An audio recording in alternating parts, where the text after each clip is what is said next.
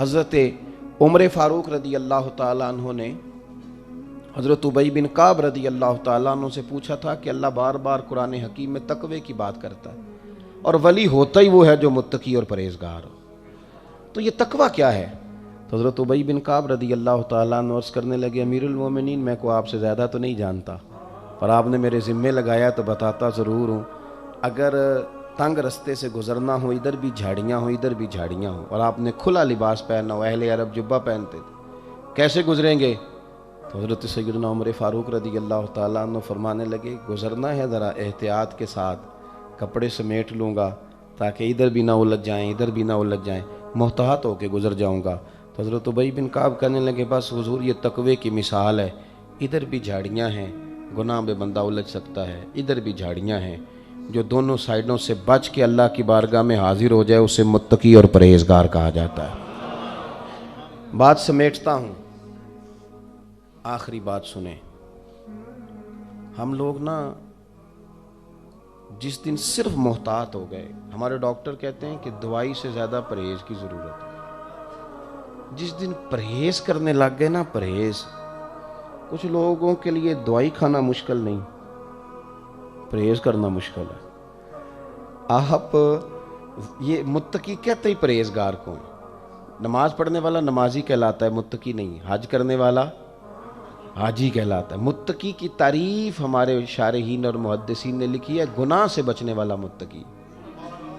احتیاط جب آپ کی طبیعت میں آتی ہے نا، احتیاط، توجہ ہے میری بات پر، احتیاط جب آپ کی، ہمارے صاحب رحمۃ اللہ علیہ کو مرید نذرانہ دیتا تھا نا تو بہت سارے لوگوں کا پتہ ہوتا ہے، ویسے حکم یہی ہے، یہ ان کے تقوی کی بات ہے، حکم یہی ہے کہ جب کوئی خود سے آپ کو دے بغیر طلب کے تو حضور نے فرمایا لے لو یہ اللہ کی طرف سے، لیکن کو دیتا تھا تو پوچھتے تھے تو کام کیا کرتا ہے، سوال کرتے تھے، اگر کوئی شبہ محسوس کرتے تو اسے نصیحت کرتے، سمجھاتے، آ کے بتاتے نہیں کہ لوگ اس طرح کرتے، ہم تو ذرا کو بات پوچھتا ہے تو راز نہیں نہ رکھتے، لوگوں کو بتا دیتے۔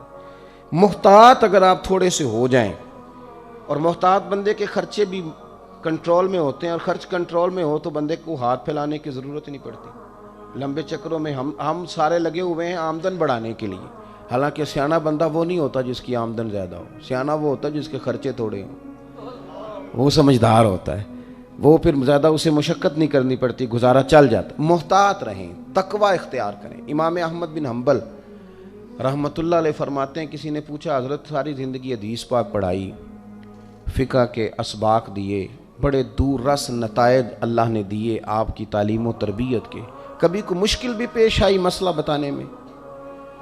تو حضرت فرمانے لگے ایک دن ایک بوڑھی اماں مسئلہ پوچھنے آ گئی،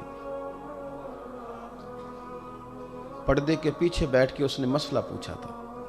اس نے کہا تھا حضرت میں بیوہ ہوں اور بے اولاد ہوں، ہاتھ پھیلانا آر سمجھتی ہوں، چرخہ چلا کے سود بناتی ہوں، اس سے گزر اوقات کرتی ہوں، کبھی کبھی میرا دل کرتا ہے کہ میری خرچ پورے نہیں ہوتے تو 14ویں کا چاند چڑھا ہوا ہے تو چھت پہ چرخہ رکھ لوں تاکہ رات کو اس روشنی میں بھی تھوڑا کام کر لوں۔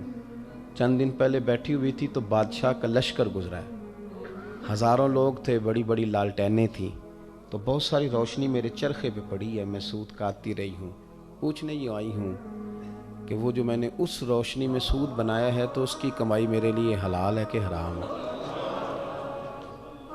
وہ کمائی میرے لیے ٹھیک ہے کہ نہیں ٹھیک، یہ پوچھنے آئی۔ دامان توکل کی یہ خوبی ہے کہ اس پر پیوند لگے ہوتے ہیں پر دھبے نہیں ہوتے۔ امام احمد بن حنبل فرماتے ہیں کبھی نہیں مشکل آئی، آج تو میں رو پڑا، میرے وجود پر سختہ طاری ہو گیا۔ میں نے کہا ماں مسئلہ بعد میں بتاؤں گا، پہلے بتا تو ہے کون، تعارف کرا۔ تو اماں کہنے لگی آپ مسئلہ بتائیے، آپ کے ذمے ہے۔ میں نے کہا بتاتا ہوں، پہلے بتا تو کون ہے؟ تو کہنے لگی یہ ایک درویش ہے جو بغداد میں ننگے پاؤں چلتے ہیں، لوگ انہیں بشر حافی کہتے ہیں، میں ان کی ہمشیرہ ہوں، اللہ اللہ کرنے والوں کا گھر معروف ہے۔ تو امام احمد بن حنبل فرمانے لگے کوئی اور ہوتا تو مسئلہ شاید اور بتاتا، اماں تو اس روشنی میں سوت نہ بنایا کر، تیرے گھر سے لوگوں نے دین سیکھنا ہے، زیادہ احتیاط کی ضرورت ہے، زیادہ تقوی کی ضرورت ہے، ہم تھوڑے غیر محتاط ہیں۔ ایک لقمہ حرام کا پیٹ میں جائے تو 40 دن عبادت قبول نہیں ہوتی۔ اس کی شرح میں امام کشیری کہتے ہیں کہ پھر یہ بتا کہ تیری نماز میں لذت کیسے پیدا ہوگی اگر قبول نہیں ہوتی۔ اللہ کے حضور دعا ہے اللہ تبارک و تعالی اس آستانے کو آباد فرمائے اور ہمیں اللہ تعالی عمل کرنے کی توفیق دے اور عمل کا رستہ ہمارے لیے اللہ آسان فرمائے۔ آخر دعوانا ان الحمدللہ۔